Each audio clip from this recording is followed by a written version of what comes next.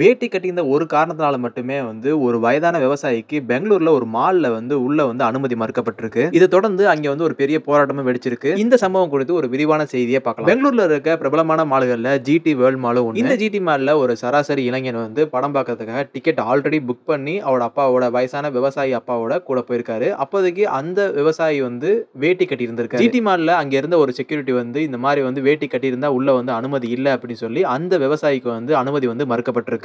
இந்த நிலையில இந்த ஒரு விஷயம் வந்து பாத்தீங்கன்னா பெங்களூர்ல பெரிய ட்ரெண்ட் ஆயிருக்கு. அது இப்படி வேட்டி கட்டியிருந்த ஒரு காரணத்தால மட்டும் அனுமதி மறுக்கப்படும் அப்படிங்கறத முன்னெடுத்து நிறைய மக்கள் வந்து போராட்டத்தில் ஈடுபட்டாங்க.